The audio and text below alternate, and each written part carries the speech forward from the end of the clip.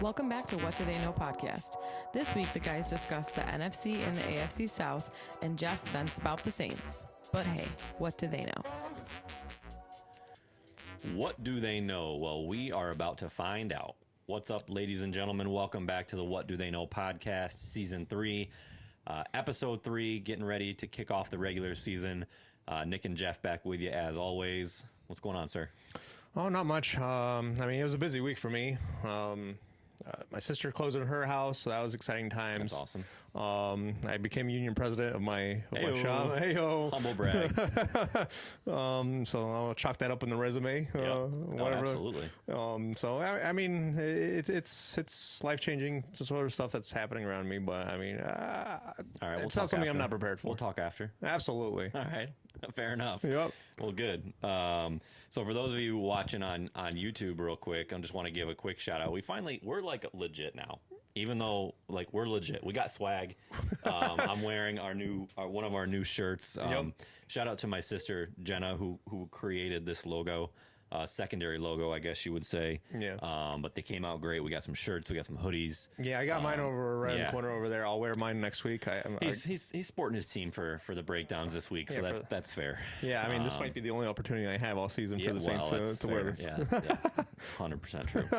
All right, well we kick off. We got some QB news in the world this week that we'll just go over real quick. Joe Flacco. Right, officially named the starting quarterback in Cleveland. That was kind of somewhat of a foregone conclusion. Right. And then Daniel Jones in Indy, who we'll get into actually in this breakdown. Yeah. And then the surprise was Dylan Tyrone. He got named the starter over Trevor Lawrence in Jacksonville. What was your take on that? I mean, you just paid Trevor Lawrence a lot of money to be your quarterback. I just made that up to see if you were paying attention. Whoa. Because I was like, Dylan Tyrone. I didn't look at that in my notes. But I was like, hey. Oh, God, I couldn't resist. Whoa. You had me like skimming through like my head right now.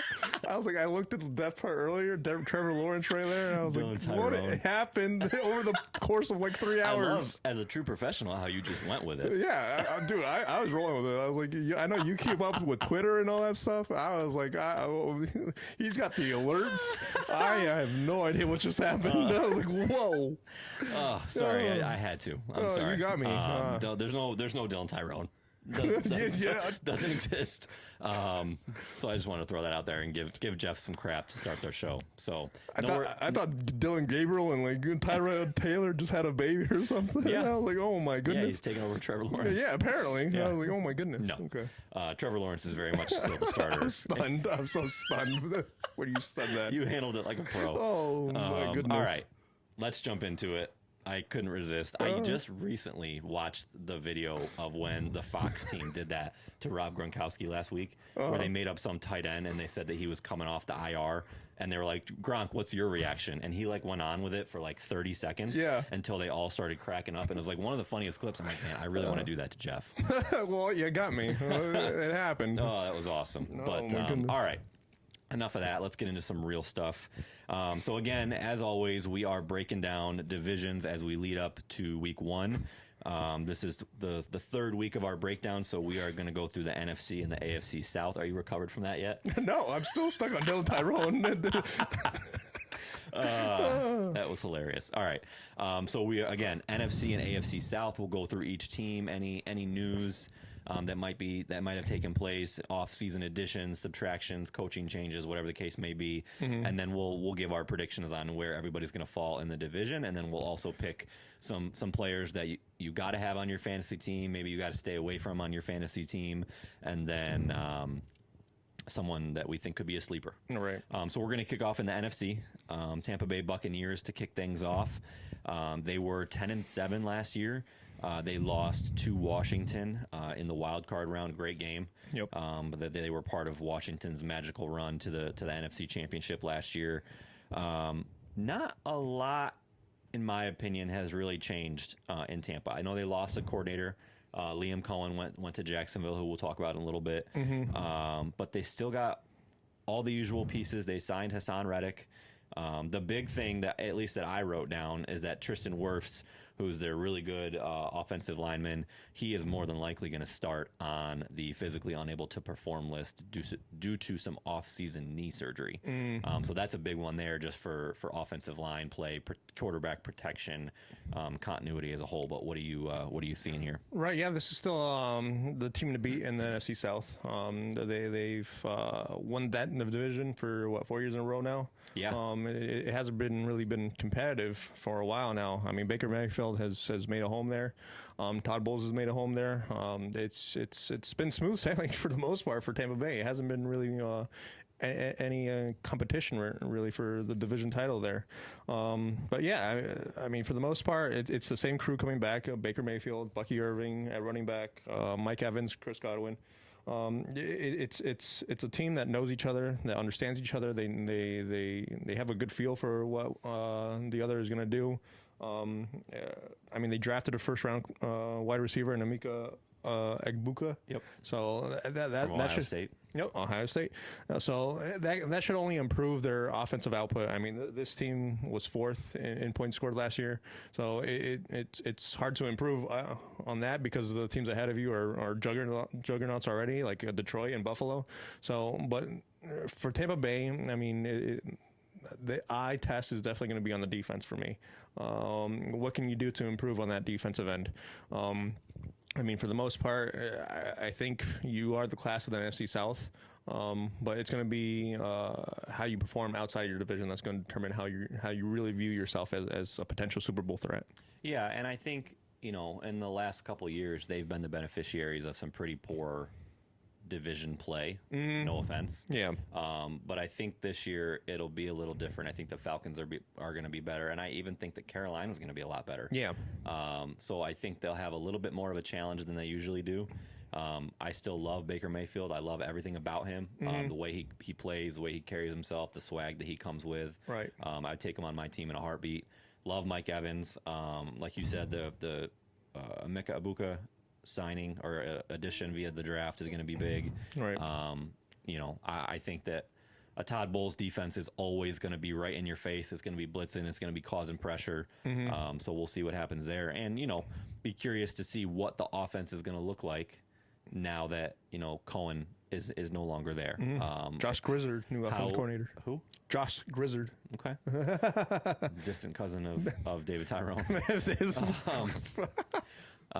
So, what is that going to look like? How is Baker going to handle new play calls, new terminology, everything that comes with a new coordinator? So that's always something to look at as well. Yep.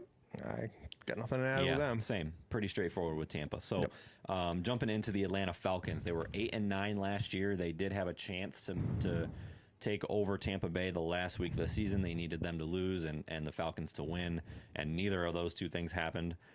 So they ended up missing the playoffs. Well, this is going to be our first full year of Michael Penix Jr. Yeah, I mean, overall, Atlanta should be a lot stronger of a team than they showed last year. Obviously, Correct. We had the whole Kirk Cousins maybe potential injury, where he started. We talked about it a little bit earlier in our first episode about how he discussed injury at his elbow and his shoulder area against the Saints, which kind of propelled him into that 4-week drought where he wasn't really the quarterback that we know Kirk Cousins to be.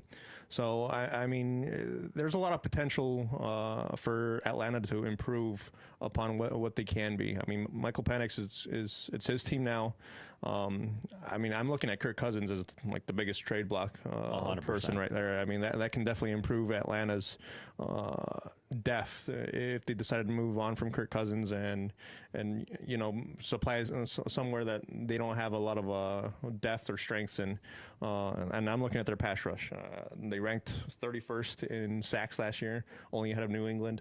So I mean, they used 2 first-round picks this year on defensive ends, to get after the quarterback. Will they work out? I mean, we'll see. I mean, James Pierce Jr. seems to be a wrecking ball over there. He's coming out of Tennessee, and then a linebacker, Jalen Walker, out of Georgia. So, I mean, they've definitely addressed the need in ways.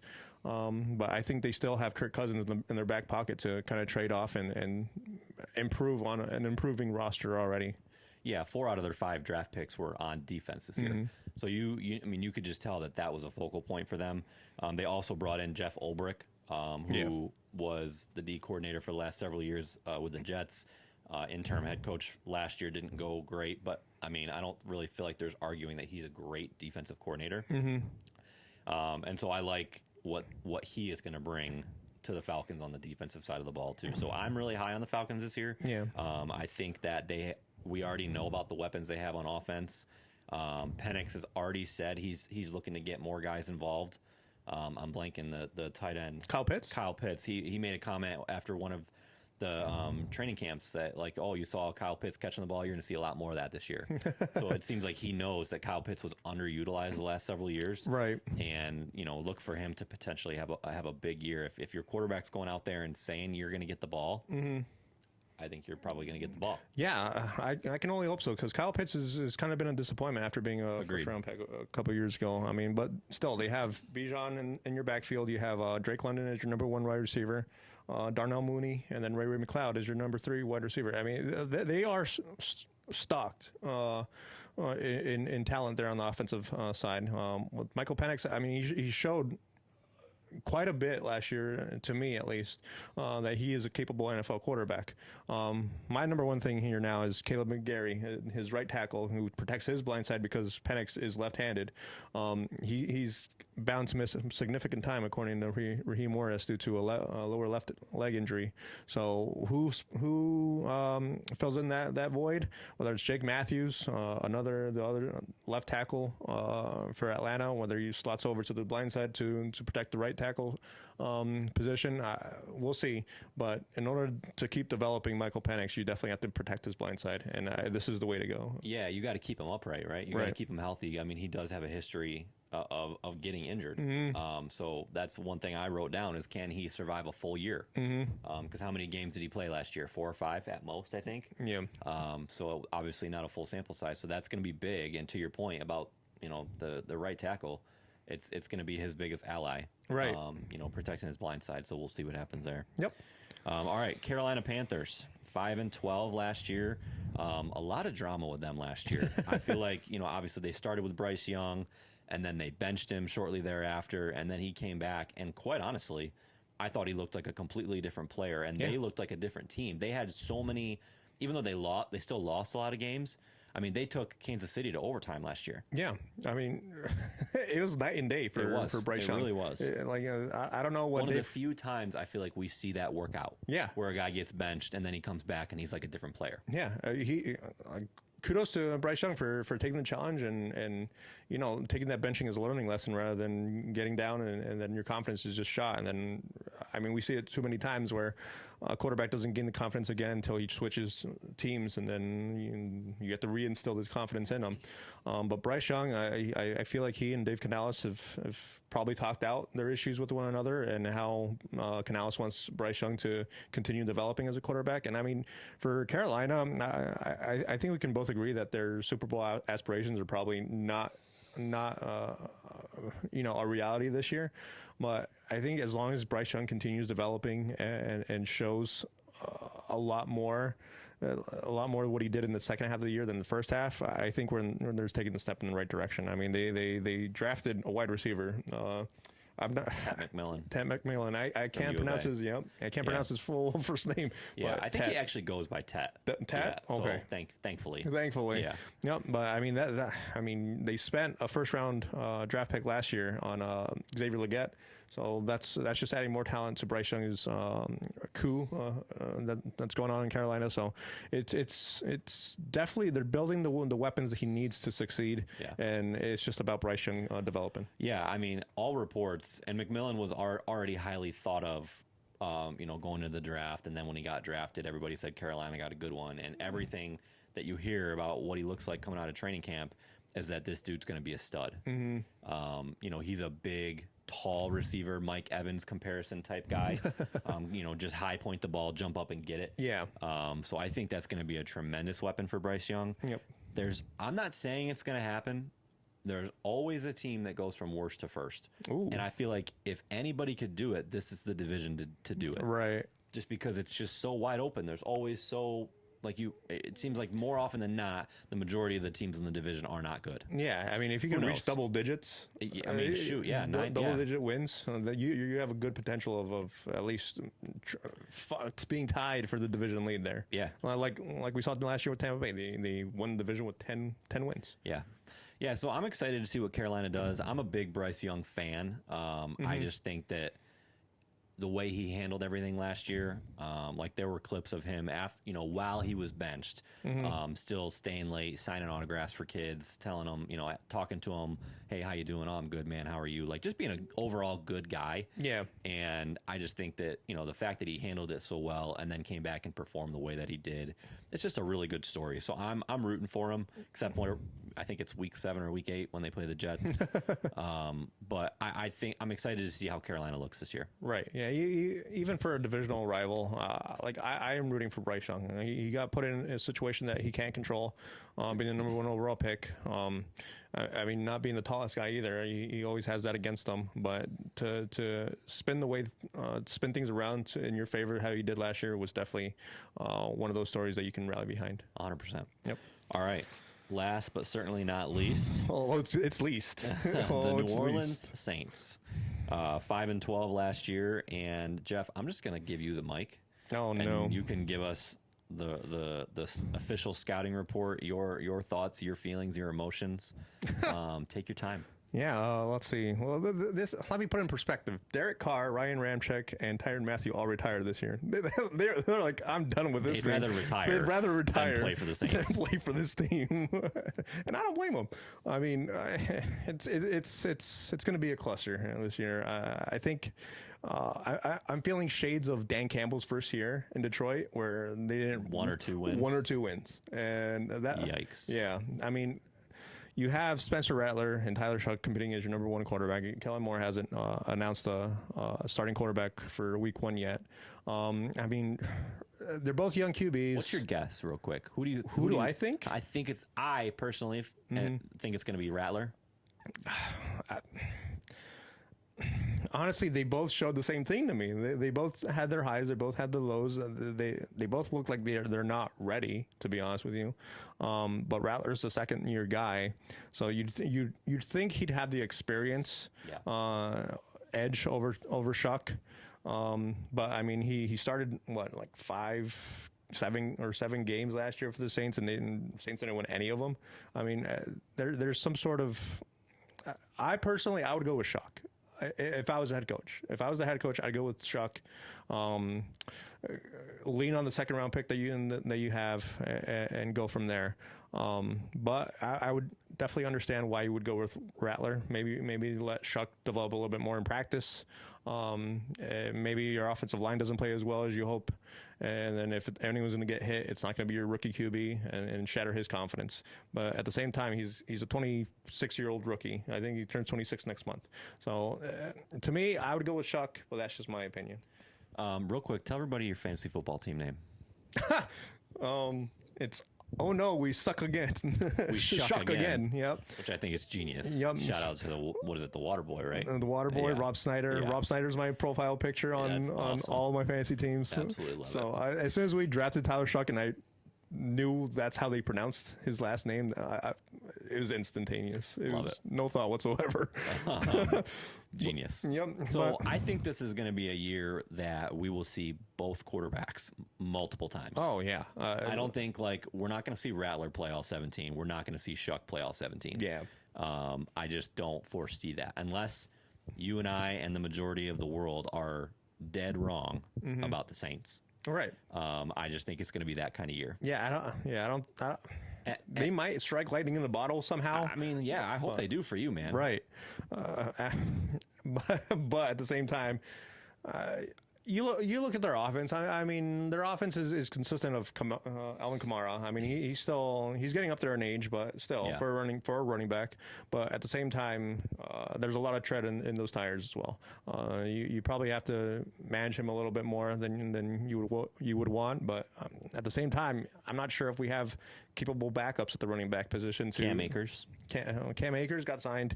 Condre Miller hasn't really shown much of anything after being drafted. But at the wide receiver position, you have Chris Olave. Brandon Cooks got signed, and then you got Rashid Shaheed. I mean, you have some talent there to at least put up some points.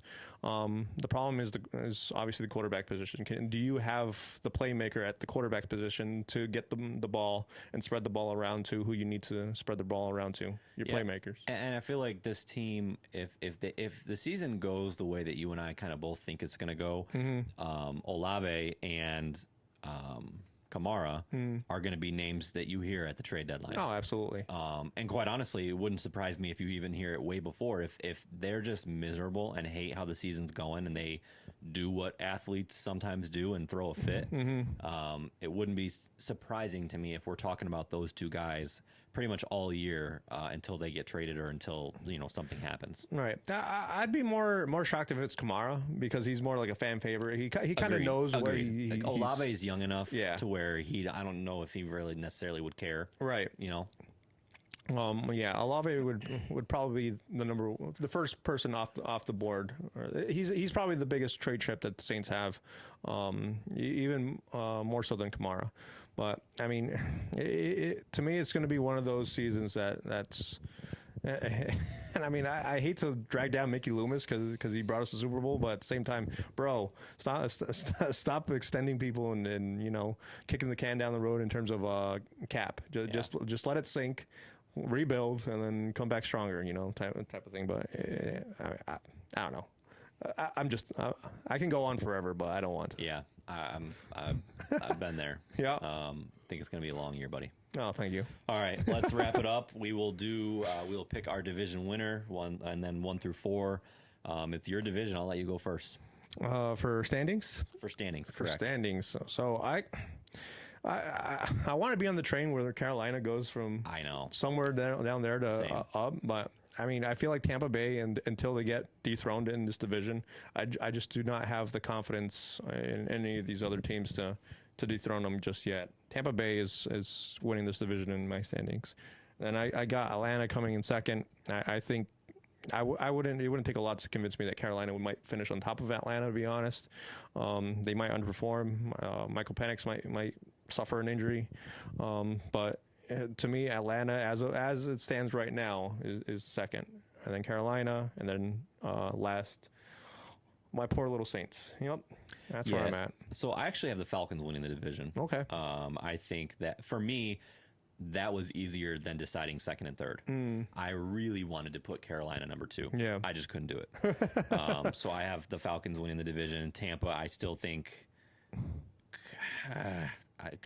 Are they going to have a wild card spot? Can you imagine 2 teams coming out of that division? No. Oh my God. No. So I don't know. And then Carolina 3, and then the Saints 4. Yeah, I think it's going to be a lot more competitive. Agreed.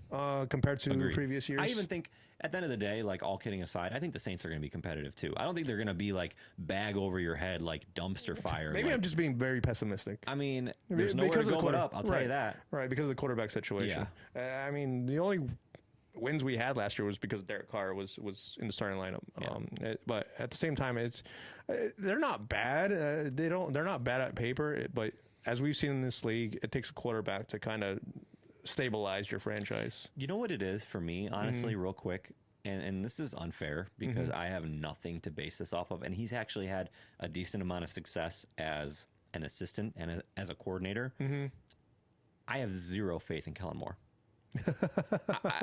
I just look at him and I see a bust. And I know that's awful and that's probably unfair. But that's if you had the same situation, and I don't know who, insert whoever you want, someone who we would deem more competent, maybe I would have a different outlook. But for me, I don't know why, man. And I'll be happy when we sit here in December or January if I'm wrong and I say Kellen Moore is awesome. But I don't see that. Yeah, I mean, the Saints, I think, were the last team to fill in their head coaching. Yeah, dead last. To fill in their head coaching position. Part of it was maybe waiting for Kellen Moore, but I feel like there's a lot of reports out there that other coaches just did not want this job. Agreed. They did not want to go into the situation where... Didn't Mike McCarthy pass on it? Probably. Yeah. Yeah, probably. But yeah, I mean, it's it like I said, Mickey Loomis has put them in a position financially where they're not going to sign up a lot of free agents, or at least game-changing free agents. And then obviously you have your quarterback position that's not a ideal situation for any head coach to come into. So maybe Kellen Moore might be a bridge head coach into something else. Or maybe he's just there to develop a quarterback and see if you can make a copper and gold type of thing with Shuck or Rattler. Yeah. All right, we will do our fantasy pick. So again, for each division, we pick someone that you gotta have, someone who think you could make or break your team, somebody that you're staying away from that you have zero hopes for this year, and then a sleeper, somebody that you think could be sneaky good that you could maybe get later in the later rounds as you're filling out your team. Right. I will kick it off this time, and I'll be totally honest. I struggled with the must-have. I don't necessarily, for me, think that there's like an absolute must-have. I wrote Bijan Robinson for the running back for Atlanta, just because I feel like if anybody's going to have a breakout year, it's going to be him. Right. But like I really struggled with the must-have. Yeah. Stay away. I'm staying away from Chris Olave. I don't, for all the reasons, I'm not going to pile on, right? For all the reasons that we just talked about, you got to prove it to me first. You got to prove it that somebody competent is going to be able to consistently get him the ball. So I'm staying away from him. And then my sleeper is Ted McMillan, the receiver from Carolina. Yeah, I actually wrote the same thing for Ted McMillan. Yep. Yeah, that was my sleeper pick as well. I mean, with Adam Thielen there, who may or may not get traded. Yeah, and he's an aging wide receiver. Tommy Tremble's your tight end, and Xavier Legette is last year's first round pick. But and the only other guy they signed they signed Hunter Renfrow. But that's literally it. Yeah, Ted McMillan has every opportunity there to be the number one wide receiver in perhaps a more of a pass-happy attack than we anticipate. Yeah. Oh, I think so, too. Especially under Dave Canales. So, yes, I agree with you. Ted McMillan I also put him down as my sleeper. Okay. Must have. I mean, like I'm with you. I struggled with this, and I thought about it. I mean, I'm not going to sound biased, but at the same time, I put Alvin Kamara simply because of the quarterback situation. I feel like there's going to be a lot of checkdowns coming in. I feel like your offensive line is going to be more focused on the run. I feel like you're going to have to be a running team if you're New Orleans to kind of settle down the quarterback situation and settle down the clock for your defense. So Alvin Kamara is my must-have. Okay. I think he'll just have the opportunities. And my stay away, I think you're going to hate me for this one, but I have Mike Evans as my stay away. Wow. Yeah, I know he's got 12 consecutive years of 1,000 yards. Yeah. And I mean, I know he's Baker's boy. But with spending a number one, a first round draft pick on a wide receiver, let's see who else. They also have Chris Godwin. They re-signed him, and then Jalen McMillan, who was like last year's first round pick. He had like 7 touchdowns in 5 games to end the year last year.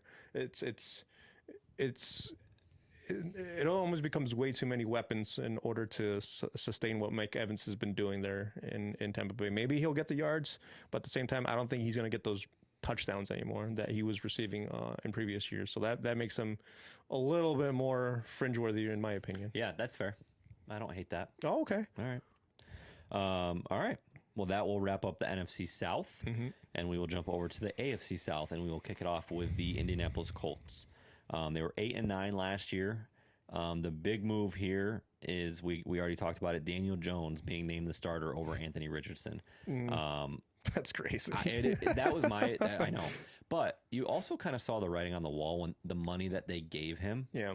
And I don't have the contract in front of me, but he's making way more than Richardson. And he's making way more than backup money. Let's just put it that way. So I feel like Richardson would have had to come in and just absolutely blow people away in training camp.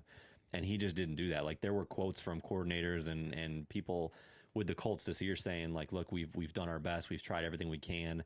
And, they're saying, of course, so has Anthony Richardson, but it just hasn't come to fruition. Yeah.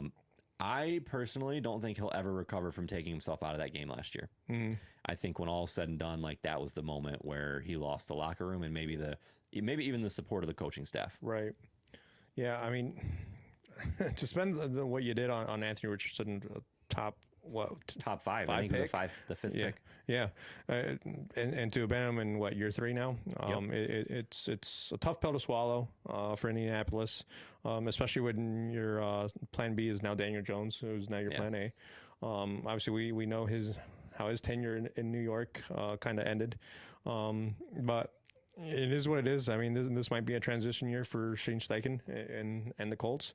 I mean, last year they weren't really productive on offense or defense. Points per game, they were 17th on offense, 24th in defense.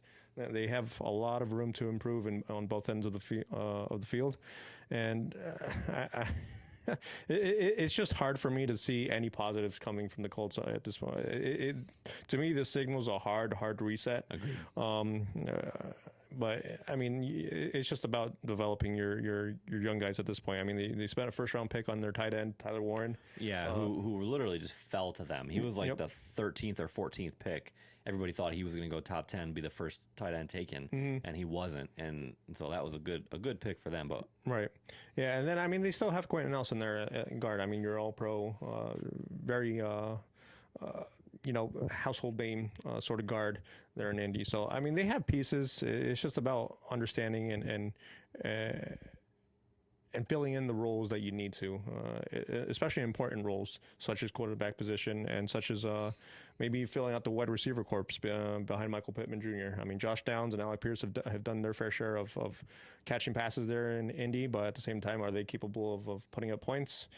Being ranked 17th last year, I think you have room for improvement there. And Alec Pierce is a name that you're hearing a lot, potentially either being a cut or a trade. Mm-hmm. So I think it's grim days for Indy this year. Yeah, agreed. Yep. I agree. Another team I think has grim outlook is the Jacksonville Jaguars. 4-13 last year. It was really, for me, a shock. Last year, I think I picked them to win the division last year, if I remember correctly. Yeah. So not my best take there. Obviously, the big thing here, or a couple things really, they brought over Liam Cohen as their new head coach from Tampa Bay, and then they traded up and drafted Travis Hunter, the dual threat wide receiver and corner from Colorado. So that was the two big things here for Jacksonville this year. Yeah, I mean, oh boy, Jacksonville. I mean, I even wrote their QB death, and I mean, you still got me with that whole telling stuff. Oh my goodness, Trevor Lawrence and Nick Mullins are the QB deaths. I was like, when did they sign this guy? And when did he play preseason? When did he win that job? Oh my goodness. But I mean, hey, this is what, year 2 or 3 into the new deal for Trevor Lawrence. Yeah, at least. I think it's year 2 or 3. I feel like it's 2, but I mean, correct me if I'm wrong, but I don't know. But at this point in time, he's the most overpaid quarterback there is. Yeah, there's no doubt on that one. I think Jacksonville was definitely starved for a QB to come their way, and when they drafted Trevor Lawrence, I think they definitely sank their claws into that, and for better or for worse, they made up their minds that this was going to be their QB for the next 10 years. So they gave him a very lucrative deal, and unfortunately, it just has not panned out for him in the way they wanted. I mean, they're definitely surrounding him with weapons, with Travis Hunter and Brian Thomas Jr. last year. Who had a phenomenal rookie season. Yep. So, I mean, as I write these things down, I always, at the end, I write concerns. And I looked at this and I was like, I almost wanted to put yes, just because everything's a concern. But I ended up putting I don't know, because I don't know where to begin. This team is just, I feel like they're just all over the place, and they have positions filled here and there. You know, maybe a playmaker here, maybe at the safety position they'll cover something. But at the end of the day, I feel like there's no real scheme or continuity or any semblance of an identity for this team that I can even argue for. Yeah, I mean, Cohen just got there, right? So he's got some time. But I wrote down, I think this is a make or break year for Trevor Lawrence. Yeah. I think that this year is going to determine if Jacksonville then focuses on getting a new quarterback. Yeah. So I really think this is a big year for him. And this is really the first year that he's coming off missing significant time due to injury. Obviously, towards the end of the season, he got absolutely obliterated by the dude from Houston. I don't even remember his name. And then he ended up having off-season surgery as well. So he's definitely he hasn't had a full off-season where he's been completely healthy. So that's something to take a look at as well. They do have the running back question. Is it going to be Bigsby? Is it going to be Travis Etienne? Who's going to be the starting running back? Because Etienne, who started out the first couple of years having a great production, kind of fell off a cliff last year. Right. And Bigsby kind of took over as the lead back. Yeah, Bigsby is more traditional running back, north and south. Is it going to really try to dance around you? Whereas Travis Etienne, I feel, is kind of maybe for worse is becoming more like a third down back sort of identity profile where he can catch the ball. It just depends whether he can run the ball effectively, especially with an offensive line for Jacksonville that just does not seem to be NFL starting caliber, to be honest with you. It's rough for Trevor Lawrence as well because he's getting absolutely shattered in I feel like every game, and also for the running game. I mean, without an offensive line, you can't do much on offense, and I feel like that should fall more on the GM for not being able to establish an offensive line there for your franchise quarterback. Well, it's like everybody gives, and I don't remember who the GM was at the time. I can promise you he's not the GM there now, but when the Colts drafted Andrew Luck, he got absolutely smoked like his first 2 years because he had zero offensive line. And everybody to this day says that was like the biggest malpractice from a front office executive. Because you had a generational talent. Literally made the dude retire. Because he was getting so injured. And in so much pressure. So I mean, we always talk about it. You build through the trenches. That should be your not first. Sexy, but it's important. It's your first priority. Every single GM should know this. The Jets the last 2 years have drafted offensive linemen, and while it's been in the first round, and while it's been super boring, everybody's saying they might have a really good line this year. Right. So it takes time, but it's worth it. Right. All right. We will jump over to the Houston Texans. 10-7 last year, and what a lot of people consider like a sophomore slump year for CJ Stroud. I mean, if you're 10-7, you get to the divisional round. That's not too bad of a season by my standard. They ended up losing to the Chiefs on the road in the divisional round. They made a lot of moves this year as I was writing some stuff down. They drafted both receivers from Iowa State who were kind of like a dynamic duo. Jaden Higgins and Jalen Noel, both phenomenal talents.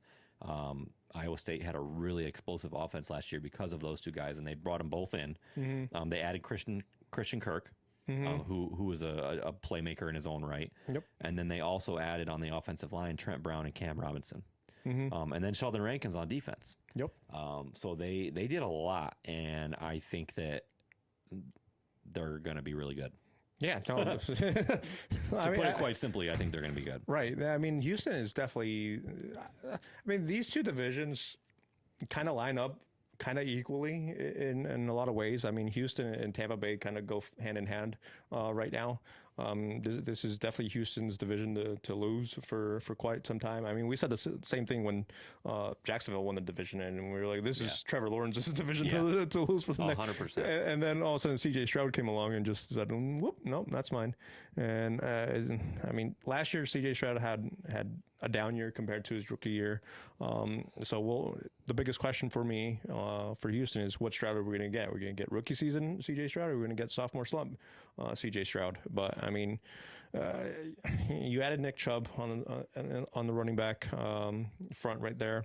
You still got Nico Collins. Tank Dell is going to start off in the pup, but I mean, he should be expected to at least make some sort of comeback effort there in Houston. And then, like you said, they drafted the two wide receivers from Iowa State. So CJ Stroud definitely has the weapons around him to get out of that funk that he had last year. They definitely put up a competitive matchup last year. I mean, in the playoffs, I mean, they beat the Chargers and they lost to Kansas City. But to me, at least they were competitive in those games. But to me, I think this regular season is more of a warm-up for them in order to really define themselves as what a team they are come playoff. they need to pass the hump of either that's Baltimore, Buffalo, or Kansas City second itself. round, really. Yeah. Their goal needs to be the championship round. Yeah. They've gotten to the divisional round 2 years in a row. Yep. And so now they gotta get over that hump. And I mean, everything that we're talking about on paper, they made their best effort to do that. Yep. I'll be curious to kind of see the running back split because, like you said, they signed Chubb, but Joe Mixon had an amazing year last year. Yep. And then they also still have Dameon Pierce. Yep. So it's kind of three very talented backs. I have heard that Chubb looks a little slow so far in camp, and his cutting ability has not been terrific. So maybe that'll kind of just work itself out. I don't know, but that's something to look at as well with Houston. And like you said, with Tank Dell and quite honestly, even Nico Collins, like they're one of the biggest reasons their offense was, I guess I'll just say, flat last year is because they did have a lot of injuries. Yeah. And so that did not help them at all. And so hopefully this year that won't be an issue for them. And because I think Stroud has proven he's a stud. Their offense is going to be dynamic, and so I'm excited to see what this team does. And they, by all accounts, really don't have any competition in this division. Yeah, not. I can't name any of the other teams really putting up a threat. Right. Like unlike the NFC South, where we can see three teams maybe competing for the division title. There, I got 1.5. 1.5 here. 1.5. And yeah. Okay. Yeah. So then that other half for me is the Titans. Yeah. So I'm excited. I think that this is going to be, again, I don't think they're going to win the division, but this is going to be the team with the big turnaround this year. Yeah. 3-14 last year, obviously worst record in football. They used that number 1 overall pick to draft Cam Ward, the quarterback out of the University of Miami. And everybody that you talk to, anybody that you listen to on sports radio says that they got the guy. Like he is the guy. And they already had a ton of weapons around Will Levis last year. And I think that they only got better. They added Tyler Lockett. They added Van Jefferson. They still have Tony Pollard running the ball. Correct me if I'm wrong. Tony Pollard. Yep. Yeah. So I think this offense could really do some stuff. And so I'm excited for what they look like. Yeah, no, I mean Cam Ward to me has looked nothing but like the truth there in Tennessee during this preseason. He's put up the numbers that you wanted to see out of your number 1 overall pick, your new face of the franchise, your franchise quarterback for the next 5 years. He gets in there every day at 4 a.m. Earlier than I would. Every single day. He gets in at 4 a.m. to either work out or watch tape. Right. Yeah. I mean, and that's the sort of dedication and mentality you want your quarterback to have. I mean, that's the example you want for your other 52 men on your roster to exemplify. I mean, Cam Ward is kind of like that silent leader. I feel like you don't hear him in the headlines too much. He doesn't really say much like that's newsworthy or anything. But at the same time, I love that, to be honest with you. Like, don't make it about yourself. Don't go out there drawing headlines. And my favorite leaders that I can think of as far as sports wise are the quiet lead by example type. I'll give you 2 right off the top of my head: Derek Jeter and Aaron Judge. No, neither of them say anything. Right, they're very quiet. Right, but they just do what they need to do, and they lead by example. And I think that, to your point, Cam Ward is going to be that type of guy. Yeah. So I agree with you. I am very excited for Tennessee and what they're going to prove. I mean, to me, this is more of a Brian Callahan test year. 100%. That's what I was going to say next. Is again, Ward's not on the clock, but Callahan might be. Yeah. Oh, absolutely. Because if anything happens, that's to Cam Ward or anything that if they don't compete, at least I think Callahan's definitely in the hot seat right now. I think he might be the first coach fired if they do not compete. And they at least have to come out and show some gutso and for Callahan to keep his job. And I think they will. I really do. But like you said, Tyler Lockett, Van Jefferson, they're building around Cam Ward as they should. They're building his offensive line too. They brought in 2 guys, Kevin Zeitler, who's been in the league a long time, a name that most everybody knows, and then Dan Moore Jr. Yep. Two big offensive line pieces. Yep. That, like the same thing we just talked about with Jacksonville, how they don't protect Trevor Lawrence. They're making sure that they do the opposite of that in Tennessee. Yeah, they're revamping their whole offensive line. So kudos to them to recognizing the issues that they have. And I mean, they still have Okonkwo there at tight end too, who had some very big games last year for Tennessee. So to me, I'm excited for the Titans this year. Will they challenge Houston for the division title? I don't think I'm ready to proclaim anything of that sort just yet, but I think they definitely have the upper hand over Jacksonville and a little more so than over Indy. Yep. Agreed. Yep. Agreed. All right. We will wrap up this episode by doing our division standings and our fantasy football picks. I'll kick off the standings this time. So I have the Texans number 1. I don't think that that's really a surprise. Yeah. I do have the Titans number 2. I think that they're going to finish in second place. It would not surprise me if they're in that 8 or 9 win mark, hovering around a playoff spot. It really would not. Right. At all. 3. This was harder than picking first and second. Was picking third and fourth. I have the Colts 3 and the Jags 4. Same exact thing. Okay. Awesome. Love it. Yep. Easy enough. Easy enough. All right. And then we will wrap up with our fantasy football picks, and I will let you kick it off. Yeah, so my must-have is literally the same logic that I had in terms of Alvin Kamara, and this is Jonathan Taylor. Okay. Literally, I don't trust Daniel Jones to be, lead a pass happy offense sort of thing. I mean, you still have a somewhat formidable line with Quentin Nelson there in Indy. So Jonathan Taylor, as long as he remains healthy, he's my must-have. Stay away. I actually have Travis Hunter on this one. I almost put him. Did you? I almost put him because I think there's so much hype around him. Yep. And from everything I hear, he's a better corner than he is a receiver. Right. Yeah. And I mean, to kind of like split your time in the locker room, in the wide receiver and the cornerback room is something that's not really heard of. And he's so dang tiny. Yeah. Like there's no way he's not going to get injured. Yeah, and I don't think he's ready for the dual role. Maybe eventually when he gets a couple years under him, maybe he'll get there. But as of right now, if what they view him as is a playmaker, to me, two things happen. Obviously, we talked about the offensive line issues. I don't know if he's going to have enough time, Trevor Lawrence that is, to find Travis Hunter. Maybe a little bubble strain here and there, but I mean, if that's going to be your offense, I feel like defenses are going to pick up on that real quick. I mean, even be hesitant about drafting Brian Thomas Jr. to be honest, and that hurts me because I love Brian Thomas Jr. I loved Brian Thomas. I drafted him last year, and he carried me for the most part of my year in my wide receiver corps. But that's where I'm at. I'm staying away from Travis Hunter. Okay. And then my sleeper pick is Okonkwo. Excuse me, who? Chiga Okonkwo. Okay. The tight end there in Tennessee. But I mean, Cam Ward. We'll see if he develops a little bit of a relationship with his tight end, as we say possibly every week. Your quarterback's best friend is a tight end. Obviously, Tyler Lockett, Vance Jefferson, and Calvin Ridley there in Tennessee do provide some sort of help there in wide receiver, but I'm not exactly convinced that that's number one. Any of them are number one wide receiver worthy. And to me, anytime you don't have that number one upper echelon wide receiver, that just leaves more opportunity for the tight end to be more effective in the passing game. Okay, I like it. Yep. So I gotta have Nico Collins. Yeah. He's a bona fide number one. He's a star. And I also really like him because, like, if you're projecting where guys are gonna go, he's not going to go in the top 10. Yeah.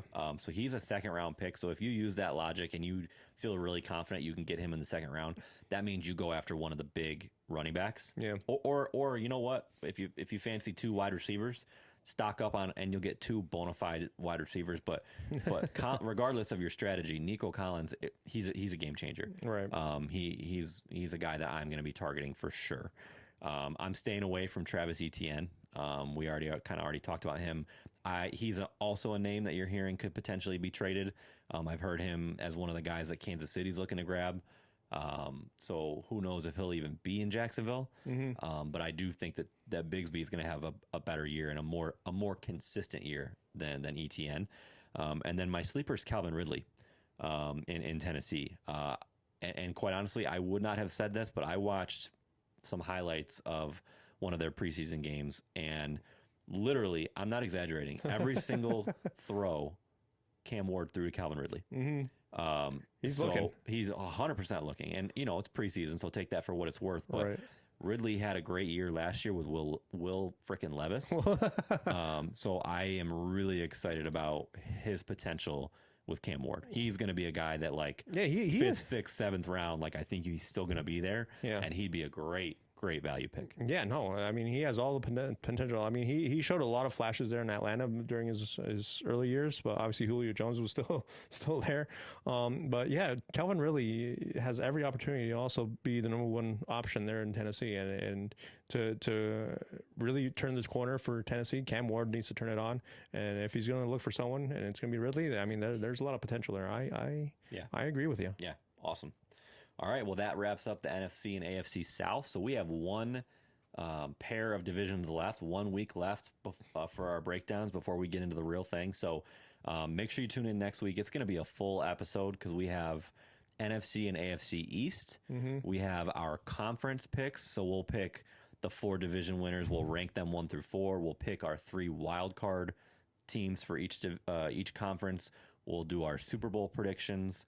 And then we will do week 1 picks. So we'll do our lock, our upset, and our game of the week. Oh, absolutely. So we got a full episode next week. So make sure you tune in because it'll be fun as always. Maybe I'll throw another fake name out there and see if I'll get see how Jeff handles it. We'll get that scouting report for Dylan Tyrone. Yeah. Go look up Dylan Tyrone's film. It's gonna be great. But it's gonna be great. Hope you guys enjoyed, and we will see you next week. Peace. We want to hear from you. Send in your questions, comments, and frustrations weekly to give the guys something to talk about. Make sure to follow us on our social media pages, and thanks for listening to the What Did They Know podcast.